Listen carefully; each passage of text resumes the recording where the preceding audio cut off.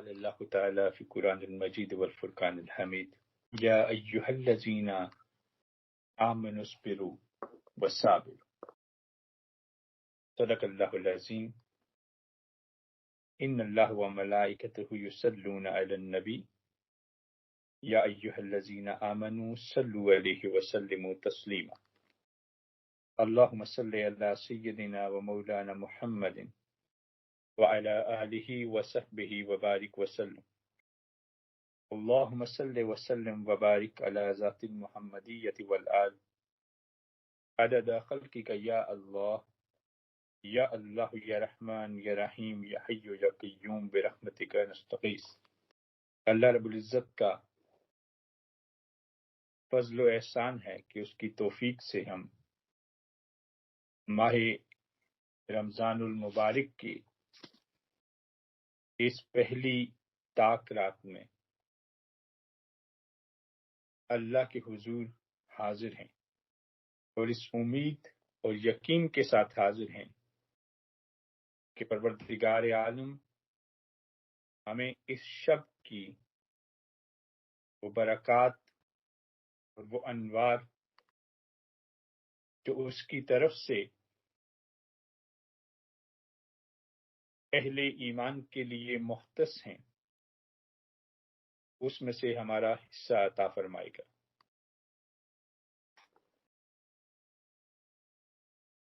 رمضان المبارک میں جو ہم نے پہلے گفتگو کی تھی اس میں ہم نے مقصد رمضان کو سمجھنے کی کوشش کی تھی اور اس بات کو جانا تھا، سمجھا تھا کہ اللہ تعالی روزے کے ذریعے جو مقام تقوی ہمارے اندر پیدا کرنا چاہتا ہے وہ دراصل کیا ہے۔ آج ہم اسی باب کی ایک اہم موضوع پہ گفتگو کریں گے، وہ جو تقوی کے ساتھ روزے کا مطلوب و مقصود ہے۔ آج ہم اس پہ گفتگو کریں گے تاکہ ہم اپنے گزرے ہوئے روزے اور اپنے ان آنے والے روزوں میں اپنی ذات کا محاسبہ کر سکیں، اپنی سیلف اکاؤنٹیبلٹی کر سکیں اور جان سکیں کہ کیا ہمارا روزہ ہمیں اس خوبصورت مقام تقوی کی طرف رہنمائی کر رہا ہے کہ جو ہمارے رب کی خواہش ہے کہ اس روزے کے ذریعے ہم حاصل کریں۔ تو آج کی ہماری گفتگو صبر پر ہے، پیشنس۔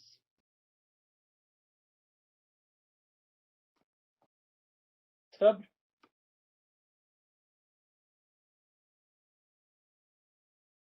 اس مقام کو سمجھنے کے لیے اور انسان کی اس کیفیت کو سمجھنے کے لیے ضروری ہے کہ پہلے یہ سمجھا جائے کہ صبر کسے کہتے ہیں، صبر ہے کیا۔ عمومی طور پہ جب کسی زبان کا لفظ دوسری زبان میں استعمال ہوتا ہے تو وہاں کے معاشرتی حالات، انسانی فکر اور عمومی رویے جو ہوتے ہیں اور تجربات ہوتے ہیں وہ اس لفظ کے ساتھ جڑ کر اس کا ایک الگ معنی اور مفہوم بنا دیتے ہیں۔ جو معنی اور جو مفہوم بعض اوقات اس کے حقیقی معنی اور پیغام کو یکسر بدل دیتا ہے۔ یا یکسر بدلے نہ بھی تو کسی حد تک اس پہ اثر انداز ہو جاتا ہے۔ جن حقیقی معنوں میں وہ لفظ اہل زبان استعمال کر رہے تھے وہ ایک دوسرے معاشرے کے اندر، ایک دوسری تہذیب کے اندر، ایک دوسری روایات کے اندر، ایک دوسرے اخلاقیات کے اندر ان سب کا بوجھ اٹھا کر اپنے اصلی معنی کو کھو بیٹھتا ہے۔ اسی طرح کی کچھ چیز صبر کے ساتھ بھی ہوئی۔ ہمارے معاشرے کے اندر، ہماری سوسائٹی کے اندر جب لفظ صبر استعمال کیا جاتا ہے تو اس کو ایک حالات کی مجبوری کے ساتھ جوڑ دیا جاتا ہے کہ ہم نے صبر کو مجبوری حالات سے جوڑ دیا ہے کہ جب کچھ بھی نہ ہو سکے، انسان بے بس ہو جائے، لاچار ہو جائے اور کچھ نہ کرنے کی صلاحیت رکھے یا اس کے اختیار میں کچھ نہ بچے تو کہتے ہیں کہ صبر کرو۔ لیکن حقیقت میں صبر کے معنی ایسے نہیں ہیں۔ صبر کسی مجبوری کی کیفیت کا نام نہیں ہے۔ صبر کسی مجبوری، لاچاری اور بے کسی کی کیفیت کا نام نہیں ہے۔ عربی لغت میں صبر کے معنی ہیں کہ کسی سخت سے سخت، ناگوار سے ناگوار واقعے کو ہمت اور حوصلے کے ساتھ برداشت کرنا۔ ایسے نہیں جیسے ہمارے ماحول میں بتایا جاتا ہے کہ بھائی اب تو جو ہونا تھا سو ہو گیا، اب مجبوری حالات کا تقاضا یہ ہے کہ صبر کرو، اب بے بس ہو چکے ہیں، اب کچھ نہیں کیا جا سکتا تو اب صبر کرو۔ اصل صبر کے حقیقی معنوں میں انسان کی یہ کیفیت نہیں ہے، انسان کی یہ حالت نہیں ہے، بلکہ حقیقی صابر جو ہوتا ہے، حقیقت میں جو صبر کرتا ہے، وہ صابر انسان جب صبر کرتا ہے تو اس کی قوت ایمانی اسے پہلے سے بھی مضبوط کر دیتی ہے۔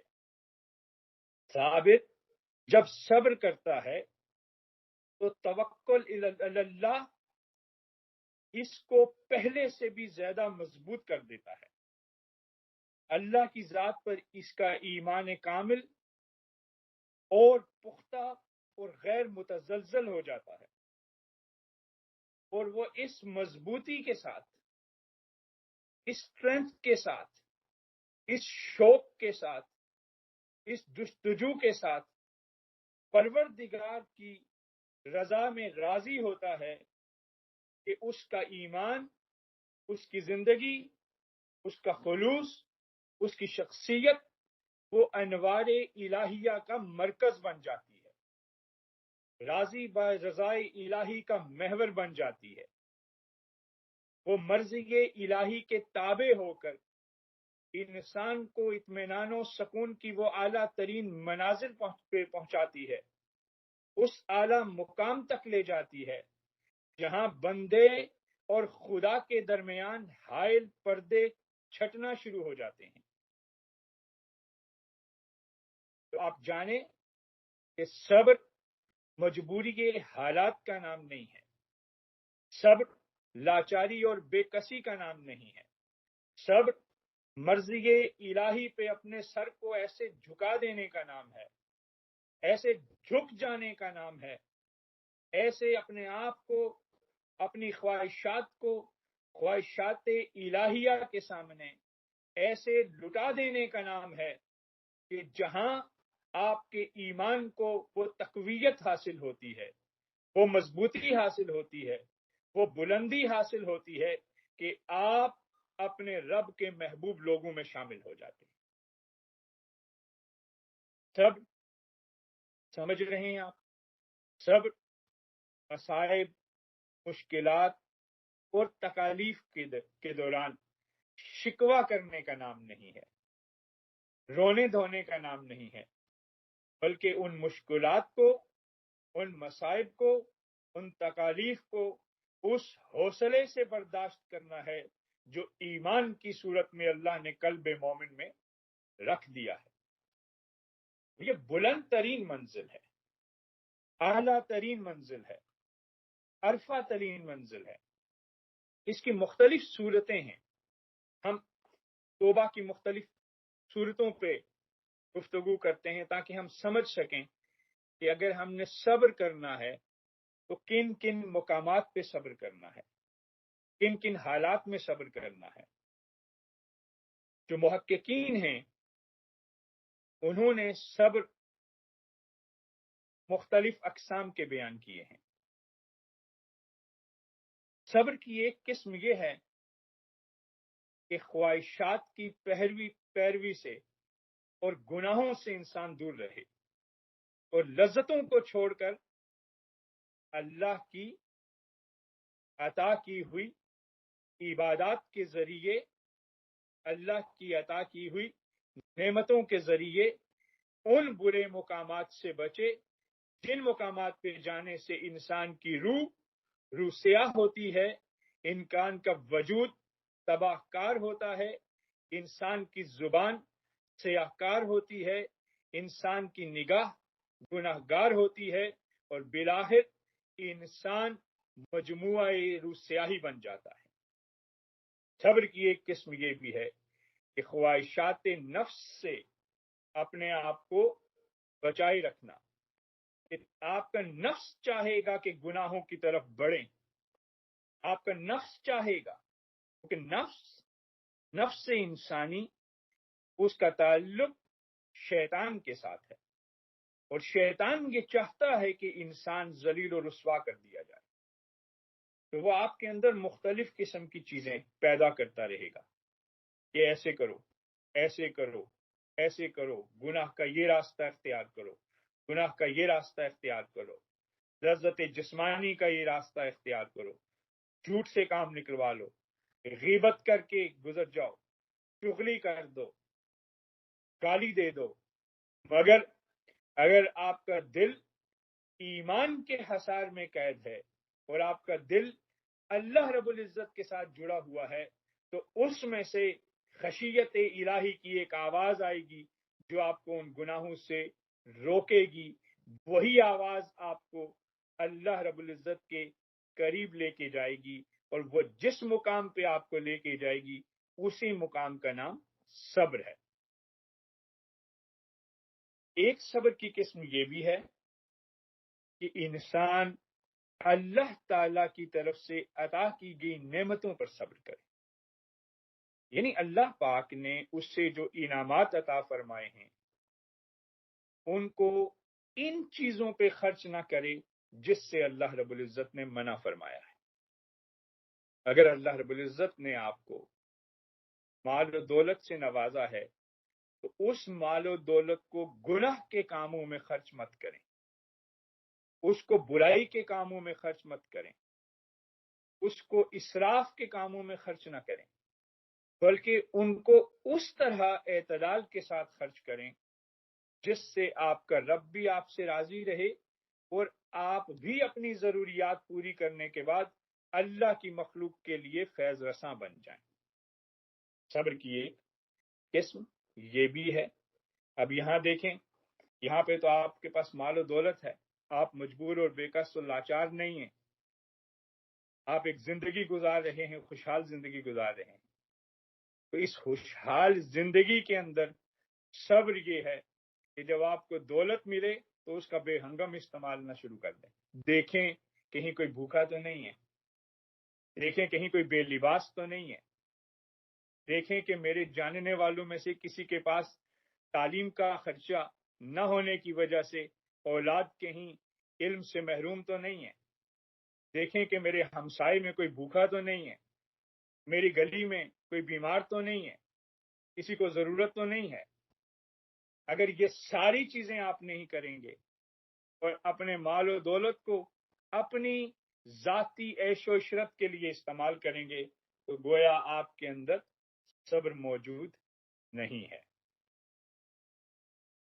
صبر کی ایک قسم یہ بھی ہے، اور صبر کی ایک قسم یہ بھی ہے کہ انسان اپنے اخلاق کو اپنے نفس کے تابع کرنے کے بجائے اللہ کے امر کے تابع کر دے، یعنی معاملاتی زندگی جو ہماری روزمرہ کی ہماری فیملی لائف ہے، ہماری گھریلو زندگی ہے، اس میں اپنی مرضی کے مطابق چیزوں کو چلانے کے بجائے اللہ رب العزت کے حکم اور رضا کے مطابق چلائے۔ اس سے کیا مراد ہے؟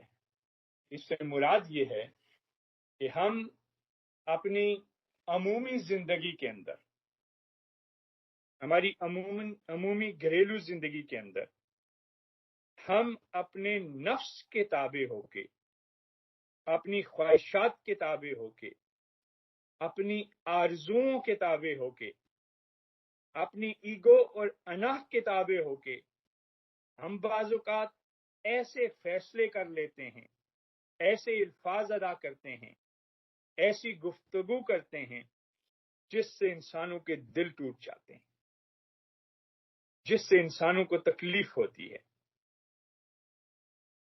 یہ سارے وہ رویے ہیں جو دراصل، جیسے میں نے پہلے کہا کہ صبر اللہ کے قریب لے جانے والا عمل ہے، اللہ کے پاس لے جانے والا عمل ہے، اور اس کا مخالف آپ کا نفس ہے، اس کا مخالف خواہشات نفس ہیں۔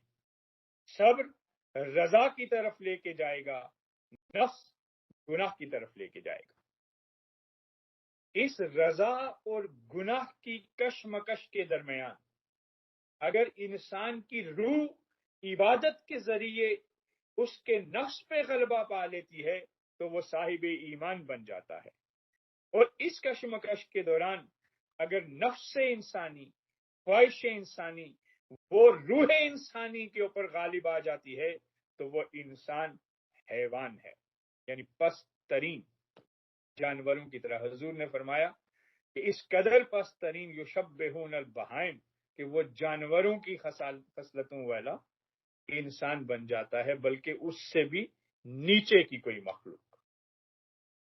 تو یہ پیمانہ، یہ صبر کا جو پیمانہ اللہ تعالیٰ نے ہمیں دیا ہے، یہ دراصل ایک چھوٹا پیمانہ نہیں ہے، یہ وہ پیمانہ ہے جو انسان کو ان اخلاق رذیلہ اور اخلاق حسنہ کے درمیان ایک خوبصورت لائن کھینچ کے بتاتا ہے کہ یہ اس لائن کے اس پار صابر ہیں اور اس لائن کے اس پار گناہگار لوگ ہیں۔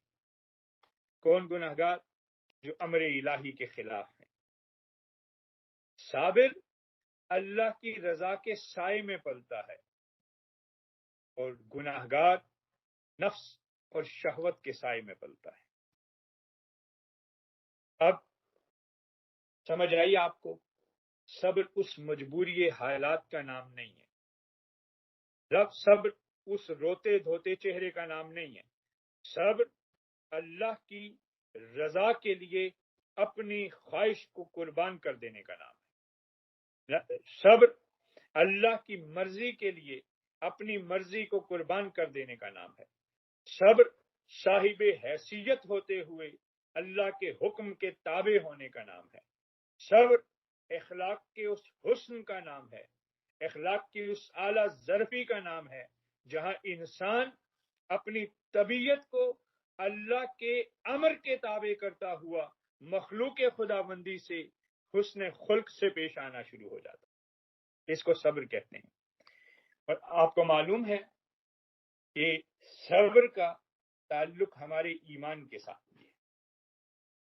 ایمان کے جتنے پست درجے پہ انسان ہوگا، جتنے کم تر درجے پہ انسان ہوگا، اس طرح کی کوئی چھوٹی سی صبر اس نے ذاتی تخلیق کی ہوگی، جس میں وہ اپنے نفس کو راضی کرنے کے لیے ایک صابر و شاکر انسان بن کے بیٹھا ہوگا، مگر جو جو ایمان میں پختگی آتی جائے گی، عبادت کے ذریعے اور خدمت کے ذریعے ایمان کی مضبوطی حاصل ہوتی چلی جاتی ہے، تو معلوم ہوتا ہے کہ حقیقت صبر اس سے کہیں بلند ہے جو چھوٹی سی صبر میں نے اپنے ذہن اور دل میں تخلیق کی ہوئی تھی۔ قرآن پاک میں اللہ رب العزت نے صبر ہے اس کے بارے میں جو تلقین کی، کم و بیش قرآن پاک میں 100 مختلف مقامات پر اللہ رب العزت نے مختلف انداز سے ہمیں صبر کی تلقین کی ہے، صبر کا حکم دیا ہے۔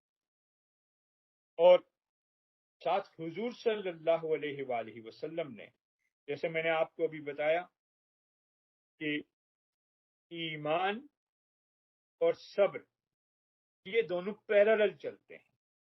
کیوں چلتے ہیں ہم گفتگو کے اختتام پر اس کی منزل تک پہنچ کے بھی پھر بتائیں گے۔ دیکھیں، دو چیزیں ہیں ہمارے پاس، ایک ہے اسلام، ایک ہے ایمان۔ اسلام اس ظاہری اسپرٹ کا نام ہے جو ہم اپنی زبان سے اقرار کر دینے کے بعد حاصل کر لیتے ہیں کہ اللہ ایک ہے اور محمد صلی اللہ علیہ وآلہ وسلم اللہ کے رسول ہیں۔ مگر ایمان اس باطن کے ایکسیپٹنس کا نام ہے، اس دل کے ایکسیپٹنس کا نام ہے، اس دل کی سبمیشن کا نام ہے، جہاں زبان کے بعد آپ کا دل بھی آپ کی زبان سے کہے ہوئے الفاظ کو قبول کرتا ہے، تسلیم کرتا ہے اور جھک جاتا ہے اس کے اوپر۔ تو صبر کے معاملے میں اللہ رب العزت اہل ایمان سے مخاطب ہوتا ہے، وہ جو اہل ایمان ہوتے ہیں ان سے مخاطب ہوتا ہے۔ اور حضور صلی اللہ علیہ وآلہ وسلم نے ارشاد فرمایا کہ اگر کسی کو کوئی بہترین تحفہ دیا گیا ہے اللہ کی طرف سے، اگر کسی کو کوئی بہترین تحفہ دیا گیا ہے تو وہ سب سے بہترین تحفہ صبر کا ہے جو اس کو عطا کیا گیا۔ اور پھر حضور صلی اللہ علیہ وآلہ وسلم نے یہ بھی فرمایا کہ صبر نصف ایمان ہے، ہمارا ہاف فیتھ ہمارا صبر ہے، اور روزہ باقی کا نصف ایمان ہے۔ اور ہم جس مہینے میں ہیں،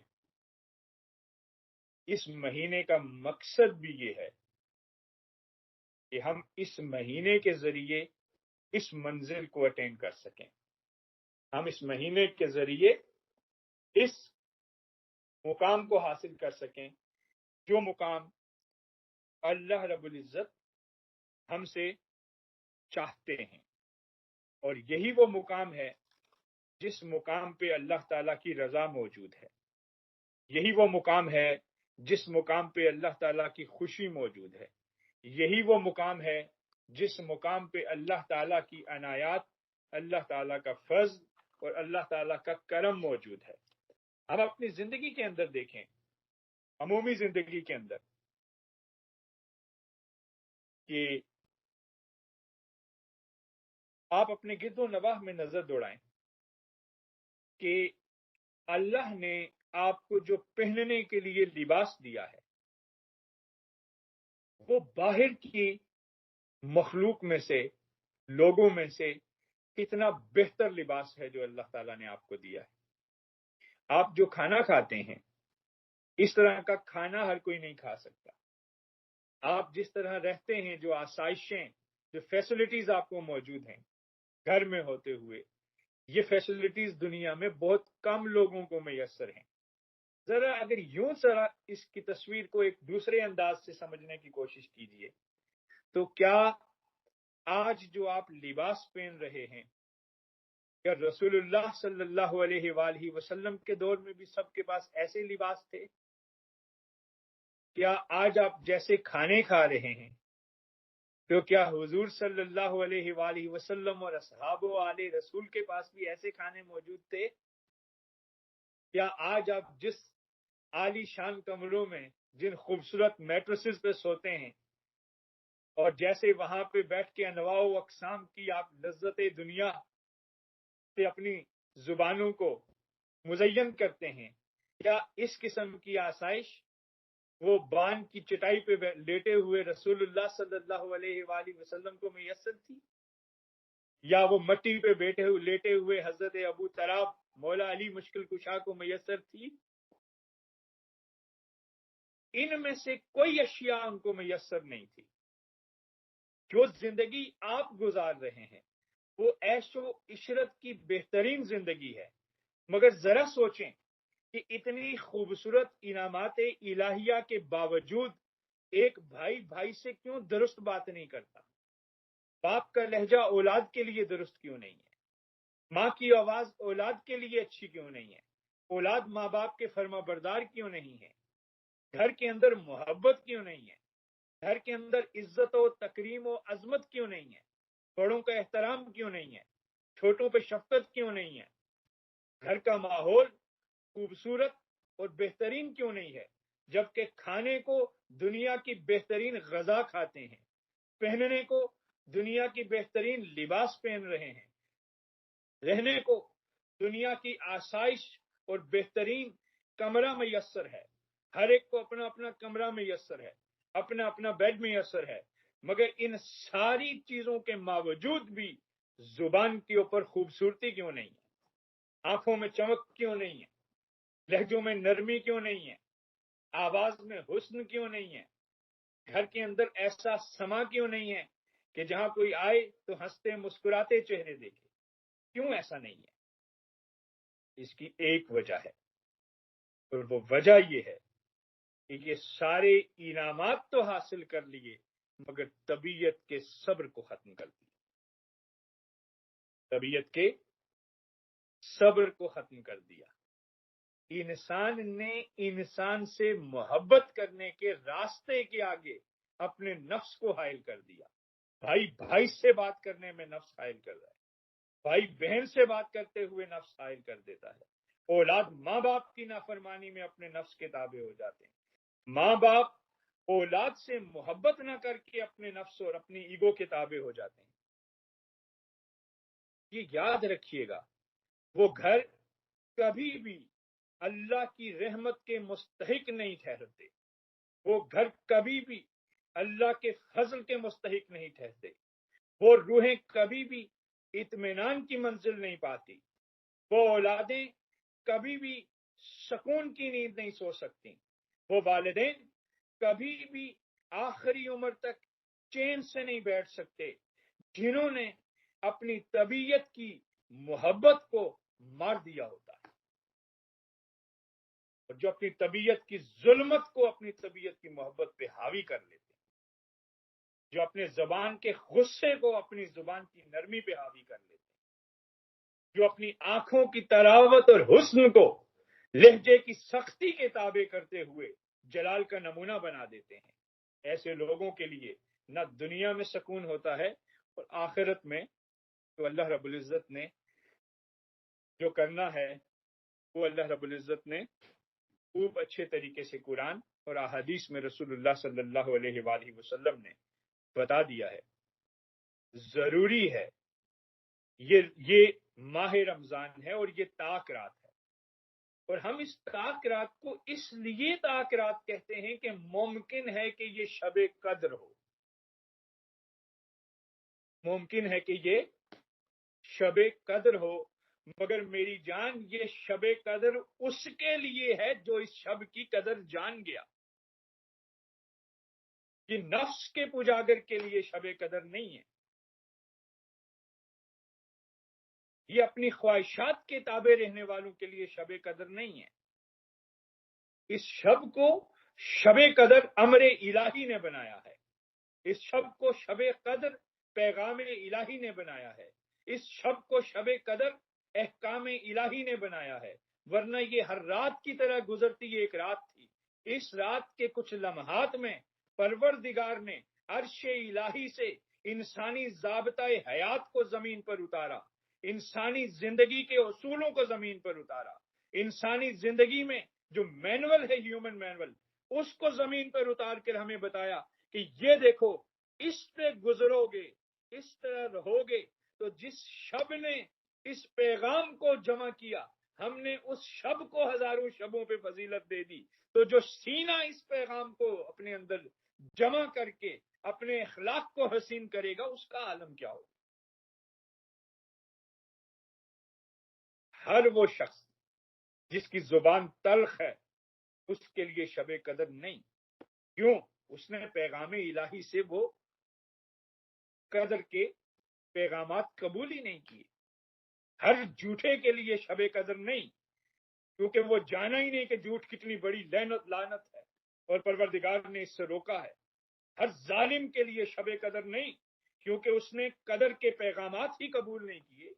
تو اس کے سینے میں جب وہ محکمات اور الہامات الہیہ داخل ہی نہیں ہوئے جن پیغامات اور الہامات نے شب کو شب قدر کیا، تو زنگ آلود سیدھے کی شب قدر کون سی ہوتی ہے؟ اس کی شب روایت ہے، جس میں وہ نفس کو راضی کرنے کے لیے آج بھی باوضو ہو کے ایک شکل بنا کے بیٹھ گیا. مگر یاد رکھیے فویل للمصلین، ریاکاروں کی نمازوں کو اللہ خوب خوب جانتا ہے. وہ صورتیں نہیں دیکھتا، وہ ٹوپیاں نہیں دیکھتا، وہ جبے نہیں دیکھتا، وہ دلوں کو دیکھتا ہے، وہ نیتوں کو دیکھتا ہے. اس کے سامنے سب ایکسپوز ہیں.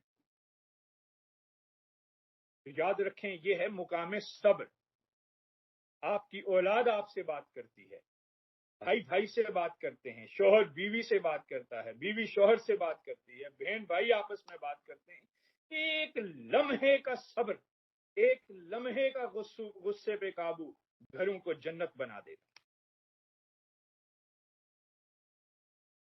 اور اس ایک لمحے کی بد کلامی، اس ایک لمحے کا غصہ آپ کے گھر کو دوزخ بنا دیتے ہیں. یہ بھی یاد رکھیے گا، آپ کی قبر کا فیصلہ آپ کا گھر کرے گا اور آپ کی آخرت کا فیصلہ آپ کی قبر کرے گی. قبر میں آپ جنت میں جاتے ہیں کہ آپ کی قبر جہنم کے گڑھوں میں سے ایک گڑھا بنتی ہے کہ جنت کے باغوں میں سے ایک باغ بنتی ہے. یہ طے آپ کا گھر کرے گا کہ تمہارا گھر جنت کے باغوں میں سے ایک باغ تھا کہ جہنم کے گڑھوں میں سے ایک گڑھا تھا. الدنیا مسرۃ الآخرہ. اس گھر میں جو چراغ جلاؤ گے وہ روشنی وہاں دیکھو. یہ آپ کا گھر آپ کی امتحان گاہ ہے. اپنے لہجوں کو درست رکھنا ہے، اپنی زبانوں کو درست رکھنا ہے، اپنی آنکھوں میں حیا پیدا کرنی ہے، اپنی سماعتوں میں سکون پیدا کرنا ہے. اگر یہ موجود نہیں ہے تو روزے رکھی جائیں، نمازیں پڑھی جائیں. رسول اللہ نے فرمایا بھوکا پیاسا رہنے سے زیادہ کا کوئی فائدہ نہیں ہوگا کچھ روزے داروں کو، اور کچھ راتوں کو کھڑے ہونے والوں کو کھڑے ہونے کے علاوہ کوئی فائدہ نہیں ہوگا. کیوں؟ کیونکہ اس کو آپ کو بھوکا پیاسا رکھنا مطلوب نہیں ہے. وہ آپ کی شب کو شب قدر بنانا چاہتا ہے. اور اسی لیے اس نے اس شب قدر کو تاک راتوں میں چھپا کے رکھا کہ بار بار یہ ضرب کلیمی اپنے سینے پہ لگاؤ، بار بار یہ ضرب کلیمی اپنے سینے پہ لگاؤ. میرے ان الفاظ کو بار بار سینے پہ اتارو، پھر سینے پہ اتارو.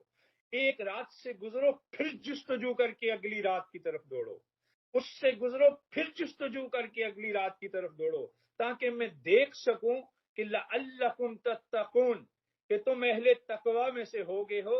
اور تقوی کو معیار میں نے وہ رکھا تھا کہ جس کے اندر اللہ کے قرب و وصال اور نیکی کو پا لینے کی شدید ترین آرزو ہو جائے.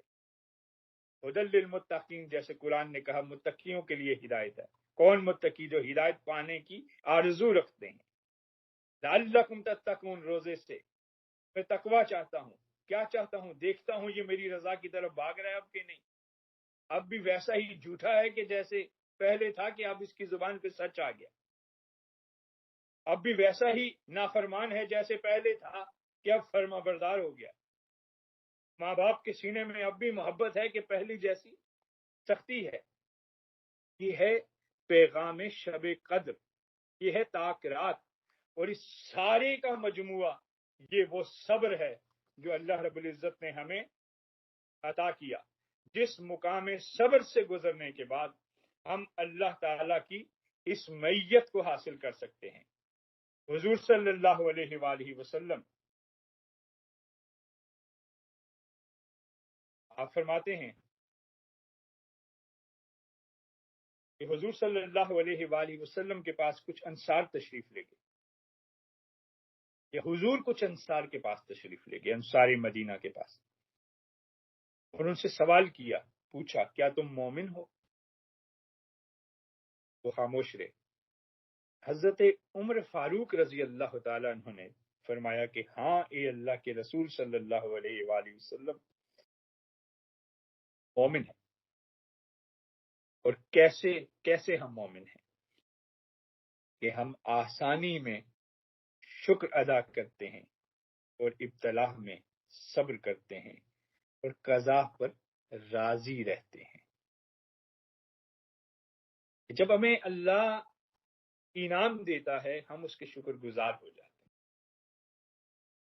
جب اللہ تعالی ہمیں کسی آزمائش میں ڈالتا ہے تو ہم صبر کرتے ہیں، اور جب اللہ کا امر اور اللہ کی منشا ہمارے اوپر اتار دی جاتی ہے تو ہم سروں کو جھکا لیتے ہیں اور اللہ کی مرضی کے سامنے اپنی مرضی کو قربان کر دیتے ہیں۔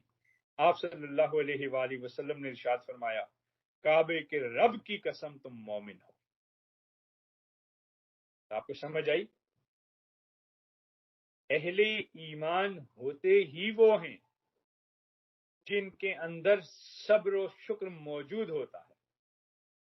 جن لوگوں کی طبیعت میں صبر نہیں، سختی ہے، تو یاد رکھیں کہ یا تو عبادت کی کمی کی وجہ سے یا ریاکاری عبادت کی وجہ سے ان کا دل مردہ ہو چکا ہے، ان کے دلوں سے نور ایمانی ختم ہو چکا ہے یا کمزور ہو چکا ہے۔ ضروری ہے کہ طبیعتوں کے اندر محبت پیدا کی جائے، طبیعتوں کے اندر صبر پیدا کیا جائے، اور طبیعت کے اندر برداشت پیدا کی جائے، کیونکہ یہی صبر اور برداشت ہے جو انسان کو اس مقام پہ لے کے جائے گی جس مقام پہ اللہ اس پریکٹس کے ذریعے آپ کو لے جانا چاہتا ہے۔ ٹھیک ہے؟ صحابہ کرام حضور صلی اللہ علیہ وآلہ وسلم سے اکثر پوچھا کرتے تھے۔ ایک دن پوچھا، یا رسول اللہ صلی اللہ علیہ وآلہ وسلم، دین کے احکام تو بہت ہو گئے ہیں، بہت ساری چیزیں ہمیں پتہ چل گئی ہیں، کوئی ایک بات بتا دیں جو جامع ہو، جس کو ہم اپنے پلو سے باندھ لیں۔ یا رسول اللہ کوئی ایک بات بتا دیں، بہت ساری باتیں ہیں کرنے والی، بس ہمیں کوئی ایک اسپیشل بات بتا دیں۔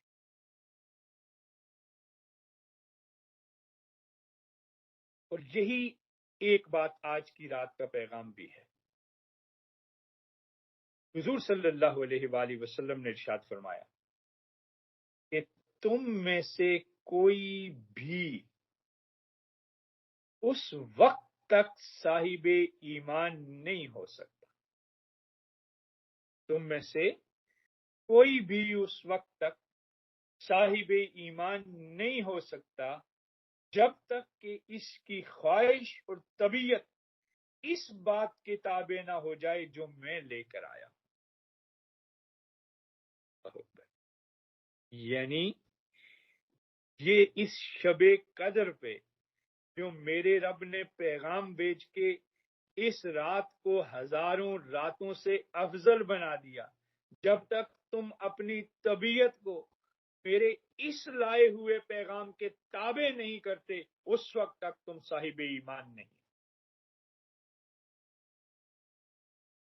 اپنی زندگی کے اندر اللہ کے امر کو اہمیت دیں، اپنی زندگی کے اندر فیصلے کرتے ہوئے اور گفتگو کرتے ہوئے یہ ضرور یاد کیا کیجئے کہ میرا رب کیا چاہتا ہے، میرا رب کا کیا ارادہ ہے، میرا اللہ کی منشا کیا ہے۔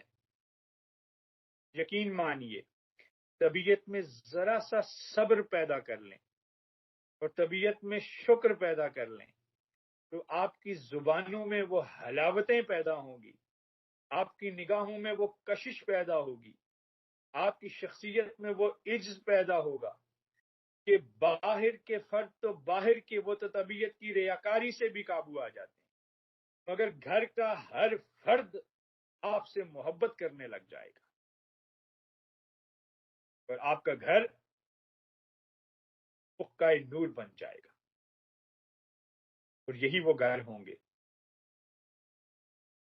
جو آخرت میں جنت کہلائے جائیں گے، اور یہی وہ راستہ ہے جس راستے سے گزر کر ہم اللہ اور اس کے رسول صلی اللہ علیہ وآلہ وسلم کی رضا کو حاصل کر سکتے ہیں۔ تو اب ہم نے سمجھ لیا، آپ نے سمجھا کہ صبر اس مجبوری کا نام نہیں ہے، ان حالات کے آگے سرنگوں ہونے کا نام نہیں ہے، بلکہ صبر اپنی طبیعت کو، اپنی خواہش کو، اپنی مرضی کو اللہ کے امر کے تابع کر دینے کا نام ہے۔ وہ اگر انعام کی صورت میں ہو تو خیر میں بانٹو، وہ اگر تکلیف کی صورت میں ہو تو سرب سجود ہو جاؤ اللہ کے سامنے، وہ اگر گناہ کی صورت میں ہو تو پناہ میں آؤ اللہ کی۔ ہر زندگی کا وہ موقع جہاں پہ تمہارا نفس دھکیل کے تمہیں جہنم کی طرف لے کے جائے، اس کے آگے ریسیپروکیٹ کر کے کھڑے ہونے کا نام صبر ہے، پیشنس ہے، اور یہ مردوں کا کام ہے، صاحب ایمان لوگوں کا کام ہے، بہادر لوگوں کا کام ہے، جرأت مند لوگوں کا کام ہے، ان لوگوں کا کام ہے جو اللہ کی ذات پہ توکل رکھتے ہیں، ان لوگوں کا کام ہے جو اللہ کے قرآن پہ ایمان رکھتے ہیں، ان لوگوں کا کام ہے جو امر الہی کے آگے سر کو نگوں کر لیتے ہیں، اور یہی وہ لوگ ہیں جن کی شخصیات خوبصورت بن جاتی ہیں۔ اور جب آپ یہ سارا کر لیں گے نا، یہ چیزیں آپ اگر کریں گے اپنی زندگی کے اندر، آپ ایک دفعہ اپنے گھر والوں سے محبت کر کے دیکھیے، آپ ایک دفعہ طبیعت میں نرمی لا کے دیکھیے، آپ ایک دفعہ اپنے طبیعت کی گناہ کی لذت کی جو کشش ہے اس کو ایک بار چیلنج کر کے دیکھیے، تو آپ کو پتا ہے پھر ملے گا کیا اس کے جواب میں؟ اتنا اگر اللہ رب العزت بار بار کے 100 دفعہ ذکر کر رہا ہے، اور جہاں صاحب ایمان لوگوں کا ذکر کرتا ہے وہاں آخر میں صبر لے کے آتا ہے، جہاں اہل خیر لوگوں کا ذکر کرتا ہے آخر میں صبر لے کے آتا ہے۔ وَالْعَصْرِ إِنَّ الْإِنسَانَ لَفِي خُسْرٍ، قسم زمانے کی انسان نقصان میں ہے، مگر کون لوگ نقصان میں نہیں ہیں؟ إِلَّا الَّذِينَ آمَنُوا وَعَمِلُوا الصَّالِحَاتِ، وہ لوگ جو اہل ایمان ہوئے اور نیک عمل کرتے ہیں۔ بولا کون لوگ ہیں یہ جو صاحب ایمان ہیں اور نیک عمل کرتے ہیں؟ وَتَوَاصَوْا بِالْحَقِّ وَتَوَاصَوْا بِالصَّبْرِ، یہ وہ لوگ ہیں جو حق کے ساتھ ہیں، راضی برضا ہیں، اور ان کی طبیعت صبر کرتی، ان کی طبیعت میں پیشنس ہے، ان کی طبیعت میں صبر ہے۔ اپنی طبیعتوں کو نرم کریں، اپنے لہجوں کو حسین کریں، اپنے آپ کو اللہ کی مخلوق کے لیے نرم کریں تاکہ اللہ آپ کے لیے نرم ہو، لوگوں کو معاف کریں تاکہ اللہ آپ کو معاف کرے، بھوکوں کو کھانا کھلائیں تاکہ اللہ آپ کے لیے بھی انعامات کے دروازے کھولے، بے لباس لوگوں کو لباس پہنائیں تاکہ اللہ آپ کے وجود اور روح کی گندگی کو اپنے انوار کی چادر سے ڈھانپ کے دھو دے۔ اور پھر یہ سب حاصل کیسے ہوگا؟ جب آپ یہ کام کریں گے اور اپنی طبیعت کے صبر کو اس مقام تک لے کے جائیں گے تو پھر کیا ہوگا؟ پھر اللہ کا پیغام بھی سنیں، یا ایھا الذین آمنو، اے وہ اہل ایمان، آمنوا اصبروا وصابروا، وہ جنہوں نے صبر کیا۔ پہلا اصبروا، اپنی ذات پہ اگر کوئی کام آیا اس پہ صبر کیا، وصابروا، اور مخلوق سے کوئی گزند پہنچا، تکلیف پہنچا، پھر بھی صبر کیا۔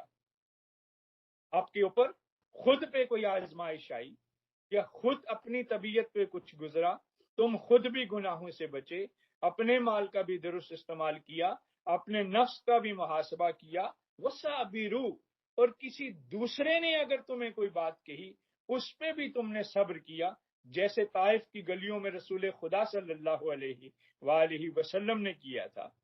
جب تم نے ایسا صبر کیا تو میں جواب میں تمہیں کیا دوں گا؟ انتہائی خوبصورت بات کیا ہوگا؟ وَاصْبِرُوا، وہ جنہوں نے پھر صبر کیا، اور صبر کرو، ان اللہ مع الصابرین، جب تم صبر کرو گے نا اور ان چیزوں پہ عمل کرو گے تو میں خود خدا تمہارا دوست بن جاؤں گا، میں اللہ تمہارے پاس آ جاؤں گا، پھر تم میری زبان سے بولو گے، پھر تم میری آنکھ سے دیکھو گے، تم پھر میری سماعت سے سنو گے، تم پھر میرے قدموں کے ساتھ چلو گے، گویا تمہارا پورا کا پورا وجود امر الہی کے تابع ہو جائے گا، رضا الہی کے تابع ہو جائے گا، اور منشا الہی کے تابع ہو جائے گا۔ اور یہی وہ منزل ہے، یہی وہ مقصد ہے جس مقصد کے تحت رمضان المبارک کے یہ دن گزارے جا رہے ہیں۔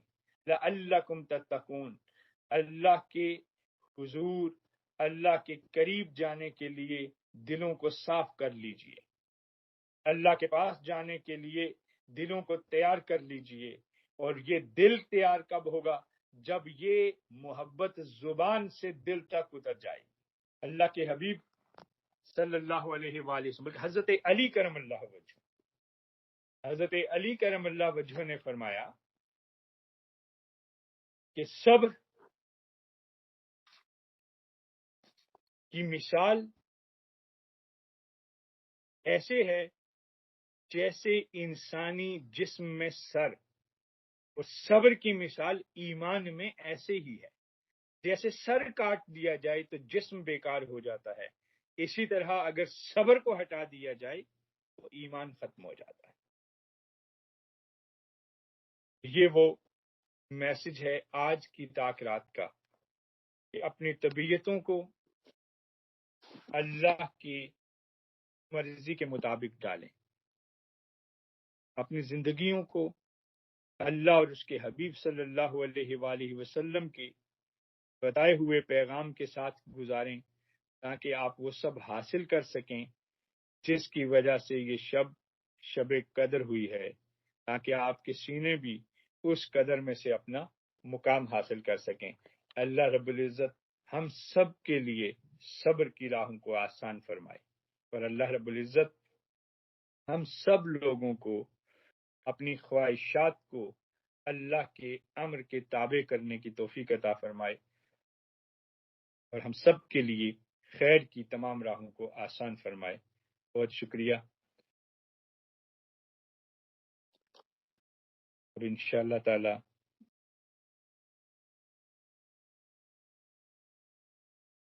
ہم دعا کرتے ہیں، اور آج ہم کوئی اپنی دعا نہیں کریں گے، آج ہم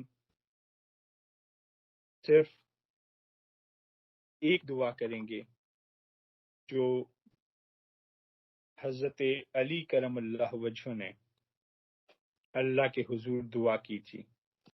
آپ سب بھی اپنے ہاتھوں کو اٹھا کے اللہ کے حضور حاضر ہو جائیں، اور ہم اسی زبان مولا علی کے ذریعے اللہ کی بارگاہ میں حاضر ہوتے ہیں، اور ہر ایک اپنے آپ کو اللہ کے حوالے کر کے ان الفاظ کو اپنے دلوں سے اپنے پروردگار تک پہنچائیں۔ اللہم صلی علی سیدنا و مولانا محمد وعلی آلہ وصحبہ وبارک وسلم۔ اللہم صلی وسلم وبارک علی ذات المحمدیت والآل عدد خلقک یا اللہ، یا اللہ، یا رحمان، یا رحیم، یا حی، یا قیوم، برحمتک نستغیث۔ تیرے لیے حمد ہے اے سخاوت، بزرگی اور بلندی والے، تو بابرکت ہے، جسے چاہے دیتا ہے، جسے چاہے روک لیتا ہے۔ میرے خالق، میری پناہ اور میری پشت پناہ، میں تنگی اور فراخی میں تیری ہی بارگاہ میں فریاد کرتا ہوں۔ اے میرے معبود، اگر میری خطائیں بڑی ہیں اور بہت ہیں تو بھی تیرا عفو میرے گناہوں کی نسبت عظیم اور وسیع ہے۔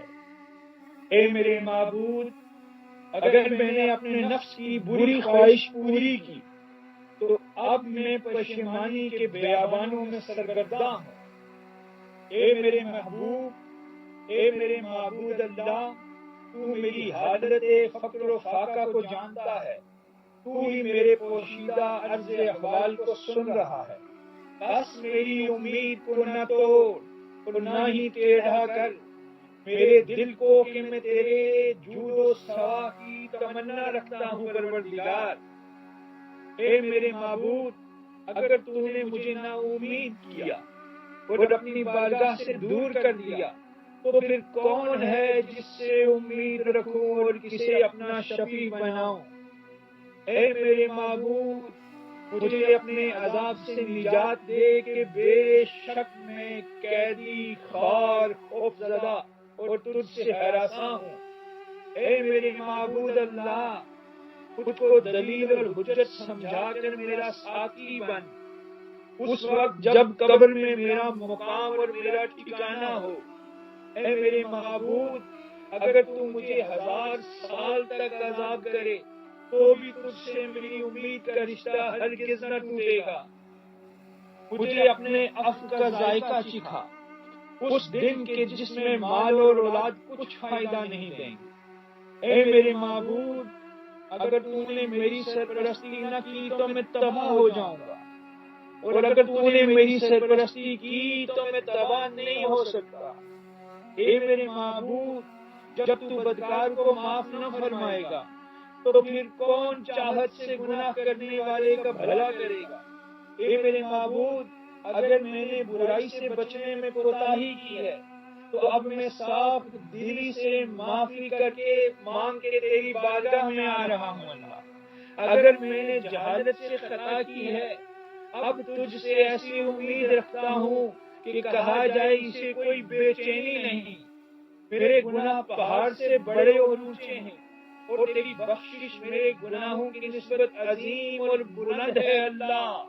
اے میرے معبود، تیرے فضل و کرم کی یاد میرے دل کو ٹھنڈا کرتی ہے اور اپنی خطاؤں کے ذکر سے میری آنکھ میں آنسو آ جاتے ہیں۔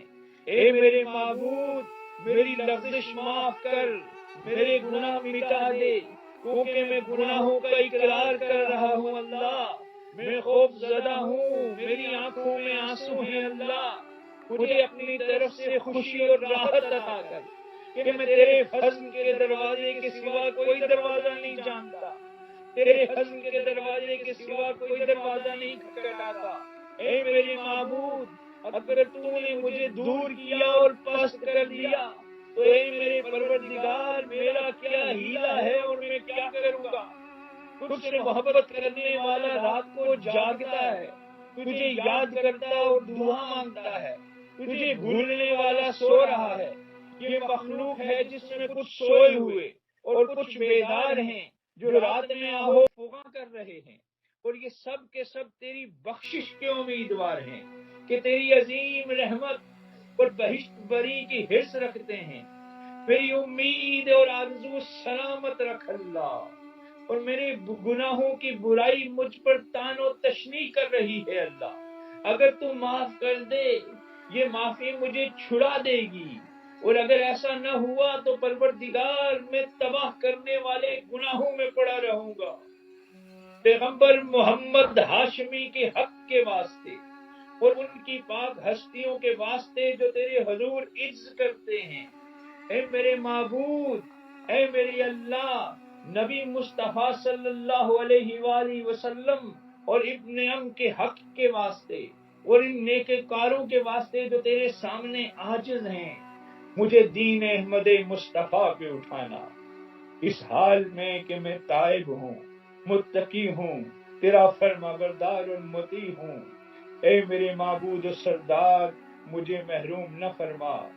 مصطفیٰ صلی اللہ علیہ وآلہ وسلم کی عظیم تر شفاعت سے کہ ان کی شفاعت مقبول ہے، اور رحمت فرما ان پر جب تک موحدین تجھے پکاریں اور نیکوکار لوگ تجھے چپکے سے یاد کریں جو تیرے حضور جھکتے ہیں۔ اے ہمارے اللہ، اے ہمارے پروردگار، اے ہمارے مولا پروردگار، ہمارے پاس الفاظ نہیں ہیں، ہمارے پاس پروردگار وہ زبانیں نہیں جو بول سکیں، پروردگار وہ ہاتھ نہیں جو اٹھ سکیں۔ مولا تجھے اس زبان علی کا واسطہ ہمیں بخش دے، مولا تجھے الفاظ علی کا واسطہ خیر فرما۔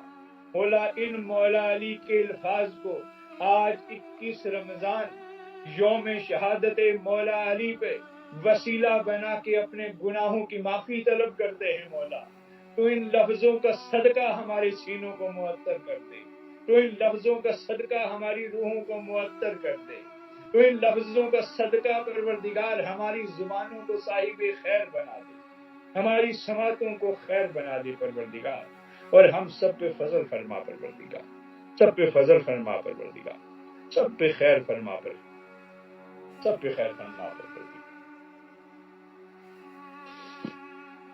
ان اللہ وملائکتہ یصلون علی النبی یا ایھا الذین آمنوا صلوا علیہ وسلموا تسلیما اللہم صل علی سیدنا و مولانا محمد وعلی آلہ وصحبہ وبارک وسلم اللہم صل وسلم وبارک علی ذات المحمدیۃ والآل عدد خلقک یا اللہ یا رحمن یا رحیم یا حی یا قیوم برحمتک نستغیث وبحق لا الہ الا اللہ محمد رسول اللہ صلی اللہ علیہ وآلہ وسلم۔